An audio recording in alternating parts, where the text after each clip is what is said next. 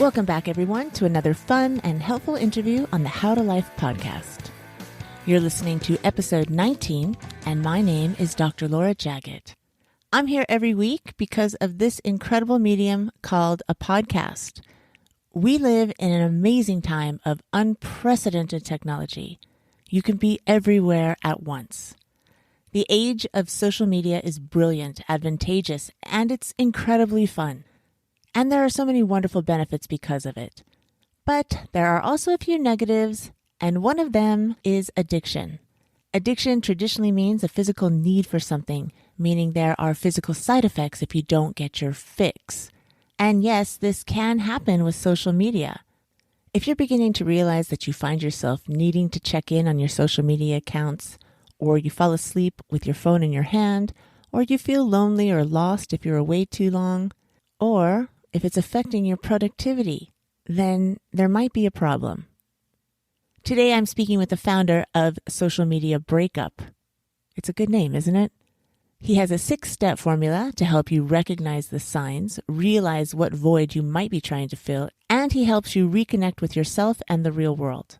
So let me introduce you to Johan Versteegh. Versteegh. I'm just going to let him say it. Here's Johan. Hi, Johan. Thank you so much for joining me today on the How to Life podcast. Thank you so much, Laura, for having me. It's such a pleasure. I appreciate it. Thank you. If you would, please give me the correct pronunciation of your name and tell me a little bit about yourself. My surname is Versteegh. It's a typical Dutch name. So I'm from Holland, and I live now in Ireland for 9 years. You have a brand called Social Media Breakup, which is such a good name. And I would love for you to tell me a little bit more about that. Yeah, so I was a phone addict, social media addict, like many years ago, but no one was really talking about an addiction, phone addiction, social media addiction. It was a novelty. I was one of the first with a smartphone back in 2009, and Facebook was then big. And now suddenly we all just were communicating through Facebook. And I was posting like 5, 6 a day constantly. Then I started to date a girlfriend I had, and she was crazy. Like, she was online all the time. She was posting about herself, about me, and especially about us, our relationship.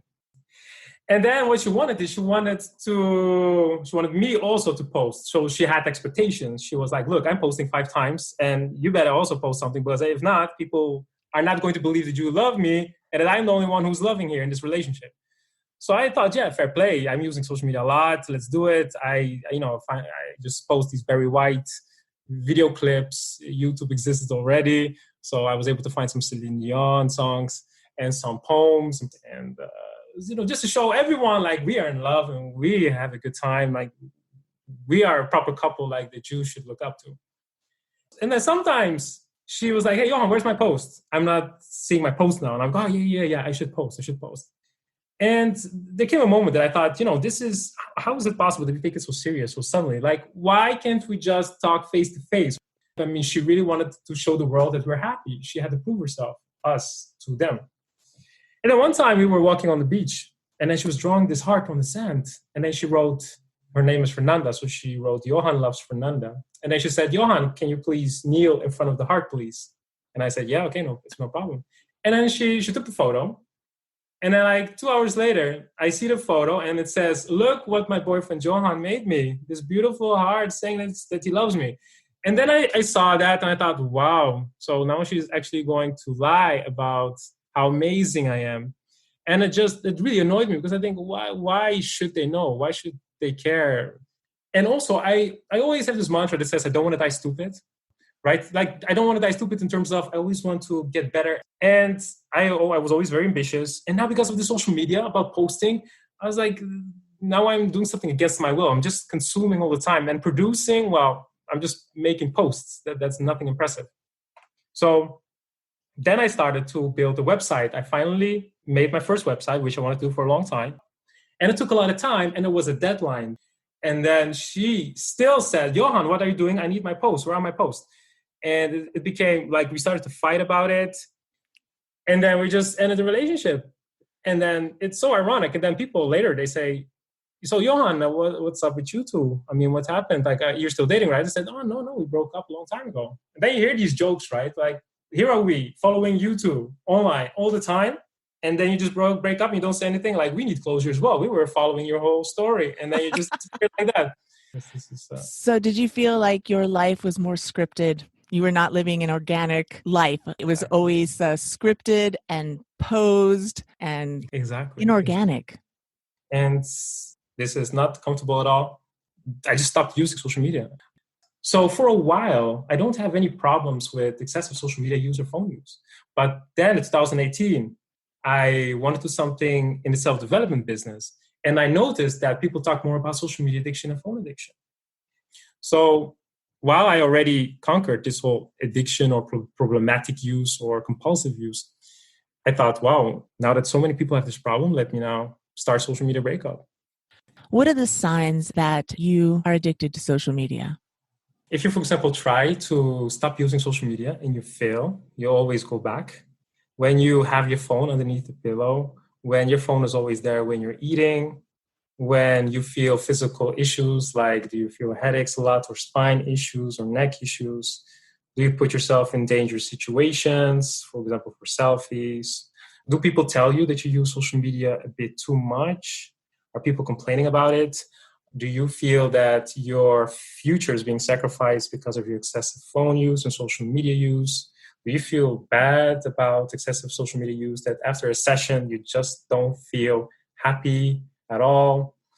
If you feel one of those signs, then yeah, something is up. At least you have to change it, especially when you want to change and you fail in changing, then that's definitely a sign that you use it too much. And also track how many hours you use. If you use like 4, 5, 6, 7 hours, that's also a sign that it's very important to you. And if you feel that it's hard to disconnect and you think about it and you feel just aggravated during the day, you're just not without your phone and you can't like control your impulses, then yeah, you know that there's a problem. When you started Social Media Breakup, did you have a plan on who you were going to reach? Were there a handful of people that you knew, or you just thought, I'm going to talk about this and it's going to resonate with those who need it, and then they'll find me? Both. So I knew people who already have these issues that were on social media a lot, but they were also aware that they were on social media a lot and wanted to change their situation. And then, yes, I just started to produce and talk about the topic. And then you notice that people resonate, or they say that they have it in control now, but that they had problems with excessive social media use.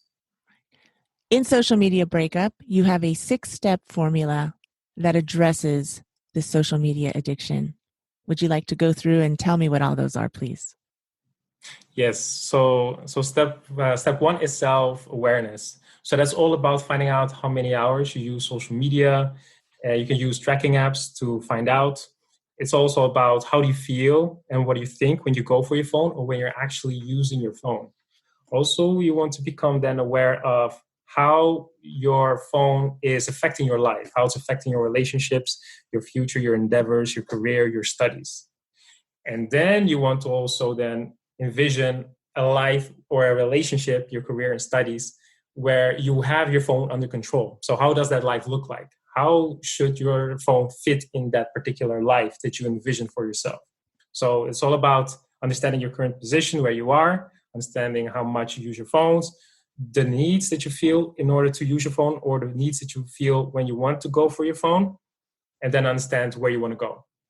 How does one go about identifying all of those factors?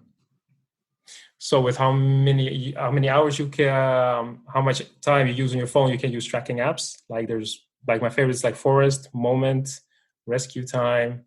Are these separate apps? Yeah, these are separate apps. And does your phone allow you to track your hours as well? Yes, yeah. So there's Digital Wellbeing that is used by Android phones. And there's Screen Time. And Screen Time can also track. So people prefer sometimes those Screen Time with Digital Wellbeing, or sometimes those other apps, external apps, like Forest, Moment. How do the external apps differ? People sometimes like the intuitiveness of it, the interface, and they're also used to use other apps. they think, well, this screen time is Apple, so I don't really trust it, or digital well-being is from Google, so I don't really trust it. Is it helpful to identify what you don't like about the social media addiction? As in, it's taking me away from my family, or it's allowing me to not focus on this project that I need to complete. Is it good to identify that as well? Yeah, definitely. Especially when you want to curb phone addiction, social media addiction, you already have kind of an idea like why. And that's what you write down as well. Because you will need those reasons when you continue to curb phone addiction, because there's going to be a voice that will tell you, look, everyone is using their devices, everyone's using social media. What are you doing? It's like smoking in the 50s. You can imagine if you wanted to quit in the 50s, then people are like, look, everyone is smoking. And then it's easy for you to smoke as well. And I think that's the same applies to social media now in 2020. We understand like this cannot be good, but somehow we just keep making jokes about it. Yeah, just I'm a bit too much on my phone. I'm a bit too much on social media. But if we are very clear about, okay, yeah, this should change, then we need those reasons of why, because our environment is going to push us to just use our phones again. Let's move on to step 2. Yeah, so step 2 is insight. So what are the detrimental effects of excessive phone use and social media use? And why are we so hooked in the first place? So for example, then I talk about digital dementia, that we outsource our brain. So it's harder now to calculate, to remember. For example, if I always use the example of a robot arm that replaces my left arm. Like I have my left arm, but I use a robot arm that makes my left arm stronger. But it is advantageous. People are like, yes, my arm is strong, and we love tech that way. Like it enhances us, it facilitates a lot.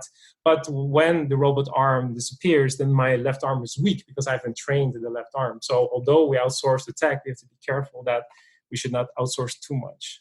That is true. I find that I no longer calculate in my head. I don't do math in my head anymore because I can just ask Siri to give me the answer or use my calculator. Like any muscle, like anything, if you don't use it, it will go away. Yeah, exactly. What other negative effects are there? We become good at being distracted.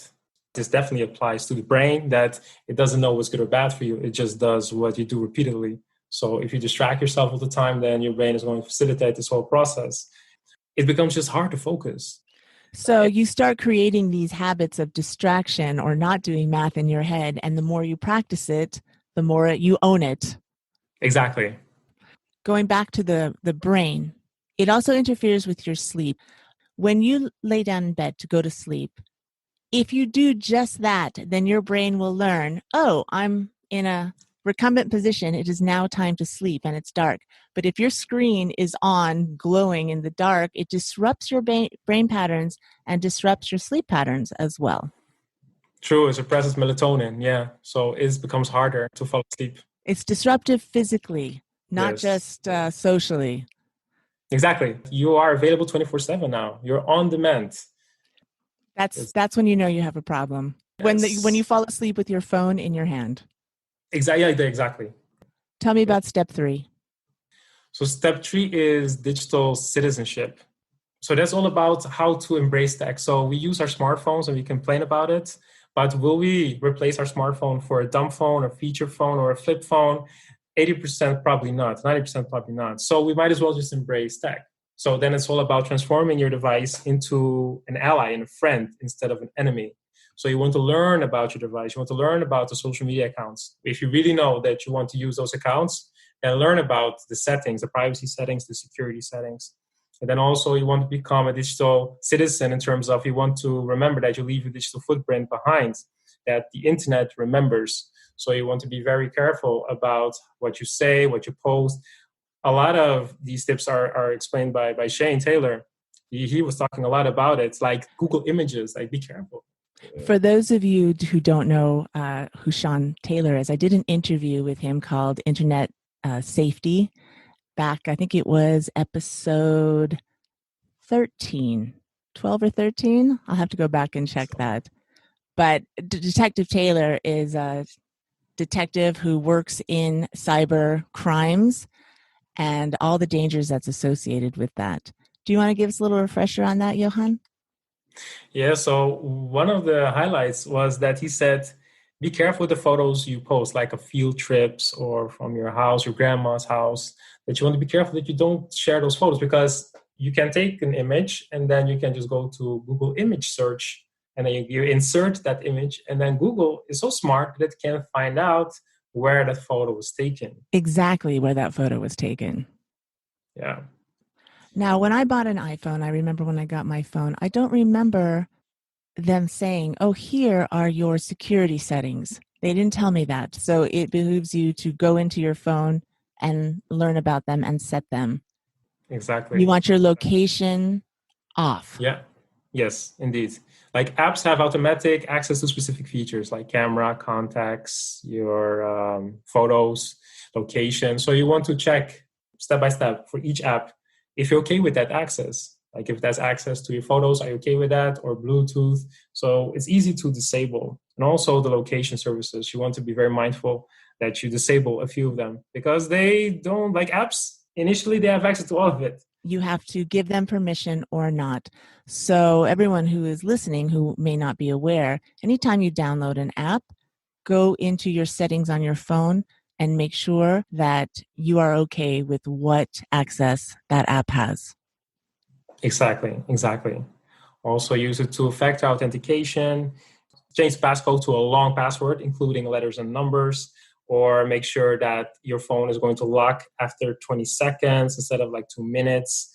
And there's so many privacy settings. And also with every iOS, there are new settings that you really want to check, like Bluetooth, or AirDrop, you want to disable because, especially if you have kids, because people can send content to you just through Bluetooth when AirDrop is enabled. So you want to be careful with that as well, because if it's enabled, then suddenly you see content, an image and video of something that you might not want to see. And the Siri app suggestions, for example, in the search or in the today view. So this is just iPhone related. So today view has many widgets. So you want to be mindful. Are there any distractive widgets that you want to remove? Or when you go to search, you want to, if you see those apps, then you want to remove the Siri app suggestions. And then the same applies to social media as well. Like, do you want to follow or do you want to unfollow people?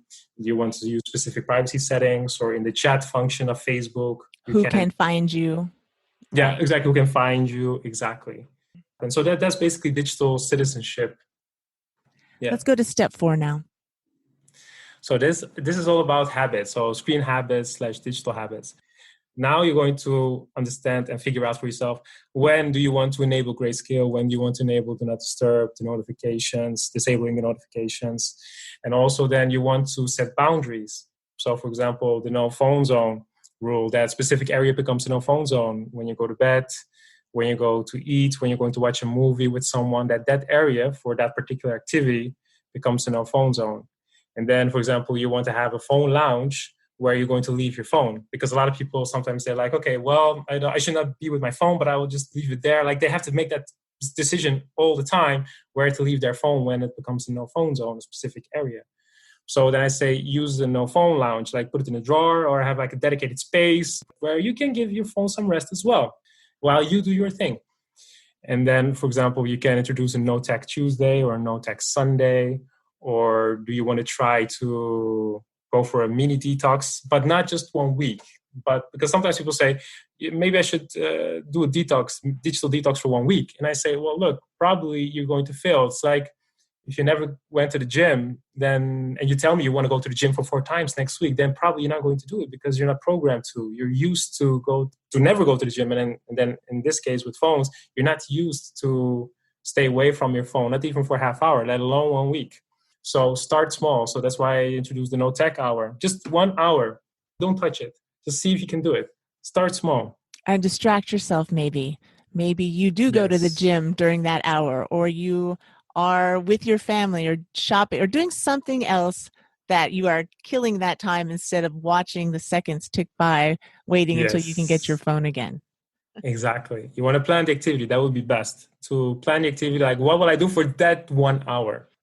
After you have done this a few times, now you maybe like inch it to an hour and a half. You've already got an hour, another 30 minutes won't make a difference. And you slowly learn to reprogram yourself. Or turn it around and say, you know what, here, 2 hours to be on social media, 2 hours. You can do whatever you want. When you now allow yourself to be 2 hours on social media, like you can't escape, you can't hide. Now you know, like, okay, I'm consciously wasting my time. And then you think, I don't even need 2 hours to be on social media. Overload on it then. Overload, exactly. Or counter triggers, because we're constantly triggered to go for our phone. And then I always say, try to come up with some counter trigger, like get an ugly, crazy phone case that's going to remind you, like, okay, why am I going for my phone again? Just that nanosecond that you go for your phone, you see this eccentric phone case that makes you think, okay, yeah, I have this phone case because I should be mindful. And just because you see the phone case, you're going to be mindful, and then you can consciously decide if you want to go for your phone or not. Or a wallpaper that you want to use that says, don't unlock me, or don't go away, don't touch me, something like that. Or move your apps all the way to the, people say second or third screen. I say move it to the seventh screen, all the way to the seventh screen. And then put it in a different folder. If you don't want to delete, if you don't want to remove your apps. Disorganize them. Disorganize, exactly. Let's continue on with step 5. Step 5 is all about embrace life. So it basically connects to what we said earlier, that it's not so much about pushing the phone away, and then because you're still looking on the phone, you're still focusing on the phone, but it's also about finding something that pulls you away from your phone, that tells you, okay, turn around and look at me. So your focus is not going to be anymore on the phone, but it's now going to be on something else. Like one of the number one activities I mention a lot nowadays is board gaming. I discovered board gaming last year. And I thought it was only Yahtzee, Clue, and Monopoly, but there's a whole community out there, and amazing board games like that you can play together, like co-op games that you two are playing against this invisible enemy. There's interesting card games, deck building games, terms I've never heard of. And then suddenly, I don't even remember the whole concept of phones, doesn't even enter my mind. And it's so beautiful, like an activity like board gaming, because there are no screens involved, and you can play solo, by the way. That's also what I learned. Never done that before. Or play with family members and friends. And you have to use your brain. Yes. Yeah. But it's just one activity. There are so many outdoor activities. Learn, go take dancing classes. Only now with this pandemic, it's harder. So that's why I mentioned board games a lot. Mm-hmm. Essentially, you want to organize activities, for yourself or as a group, with your spouse, do something together, such activities that just make you forget about your phone. And then number 6. So this is a big one. This is basically embrace thyself, a step that it's all about me, myself, and I, all about you. So it's all about improving the story you tell yourself when you're by yourself, to realize who you are, to do some introspection, to understand that you don't want to be connected to your phone all the time, that there's a bigger purpose out there. So you want to learn about yourself, because oftentimes when we use social media, we want to feel good, and that's why we post. And then we expect for others to say something positive about our post, about us. But when someone says something negative, we also feel negative. So when we believe the good, you're also going to believe the bad. So it's all about learning how to become your biggest fan. We don't want to outsource our happiness. So this is another thing I use the word outsource. Like we outsource our brain, but also outsource our happiness. Like we want for people to make us feel happy, while we should empower ourselves so we can feel happy about ourselves. So we don't need anyone to feel happy about ourselves. These 6 steps you created, I imagine, from your own experience. Did you go through all of them in your quote unquote recovery from social media addiction? Exactly. Yeah. Did you find one more challenging than the other? What was your experience? I think step 6, if you do that right, if you found something that really pushes you to do things that are not connected to your phone, then I noticed when you have something that enables you to set priorities, you will be able to have something to focus on. And when you can place your energy and focus on something else, it is much easier. And also you see life from a macro level. So you understand that, at the end of the day, those moments where you're on social media are not the moments that we're going to remember when we're old. So the more you develop yourself, the more you understand the concept of time, and you understand that life is finite. So it's an ongoing process to learn about your phone, how to become a good digital citizen, to understand the dangers. If somebody realizes that they have a problem with social media and they go to you for help, what can they expect? So I offer an online course for iPhone users, and it's available on Udemy.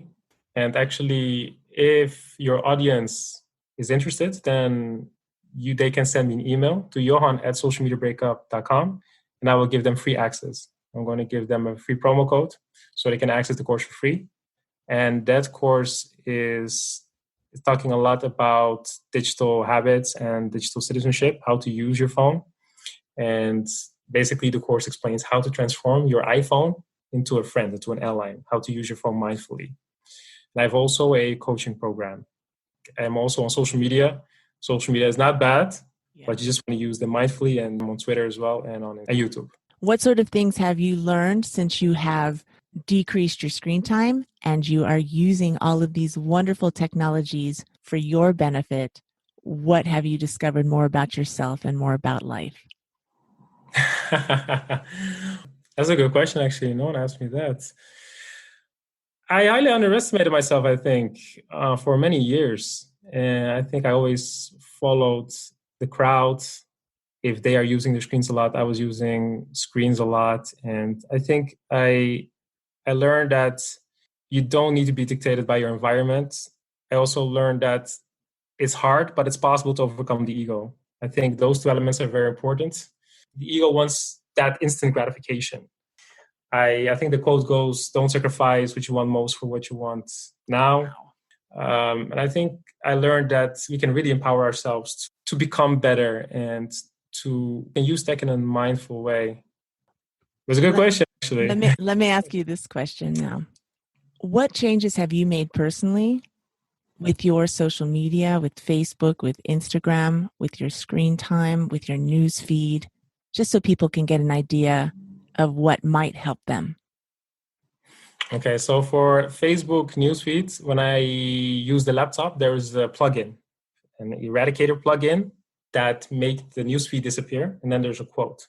That's the only thing you see, like this self-development motivational quote that you see. And this plugin is very helpful, although I never really open Facebook to see the newsfeed. But when I see the newsfeed, I just see a motivational quote. Tell me more about this eradicator plugin. Facebook newsfeed eradicator. It's a Chrome plugin. It's only available for Chrome. It's a Google Chrome plugin. So when you type newsfeed eradicator for Facebook, you should find it. And there's another one actually for YouTube, which is called DF Tube, Distraction Free Tube. And that one makes your whole homepage just blank. You don't see any videos. And you can also set the plugin in such a way that you don't see any recommended videos either. So you just see that video that is currently playing. Because, for example, for me, YouTube is a big one. Like YouTube has a lot of educational content, so I like to watch many of those videos. But yeah, sometimes it's hard to just watch for 30 minutes instead of 1 hour. Also, you end up going down the rabbit hole following the next video. Yeah, and pretty soon you don't know, where did I start and how did I get here? Yeah, you see, so even educational videos, you can still, face this issue. That's at the end of the day, that's why we have these conversations, to make people more mindful about their screen use. And hopefully then they will treat their phones in such a way that it will enhance their lives instead of robbing their time and energy. Johan, will you please give me your information? How can we find you? Yes, so you can find my website by going to socialmediabreakup.com. And there you will find my Twitter information, my Instagram information, my YouTube information. Because yes, I use social media because it's not bad. There are many advantages. I use it mindfully. This was great information and a great interview. Thank you so much, Johan, for sharing this with us and teaching us. No, thank you, Laura. It's such a pleasure. Thank you so much. I appreciate it. Bye. Did this resonate at all? If so, no worries. You can turn it around at any time. If you're not sure, or if you'd like to get some tips and information on how to use your smartphone to your benefit, make sure that you send that email to get the promo code for the free web course through Udemy. Send it to johan@socialmediabreakup.com. As always, all the links and contact information for this particular episode will be in the show notes on my website at howtolife.com/019. If you haven't visited my website, why don't you take a look? It's howtolife.com. All the podcasts and all the mominars are housed on that site as well, and you can also subscribe to both of them right from there. You can send me a message, and you can now even leave me a voice message. which is a fun little feature that I just added recently. Last favor from you, if you're enjoying these podcasts, please give it a 5-star rating before signing off. I would appreciate it, and I thank you very, very much for that. Now, power off and go out there and do something fun. Be productive. Reconnect with your people in person. Make it a great week and take care of yourself, and don't worry about a thing. You're doing really, really well. You got this.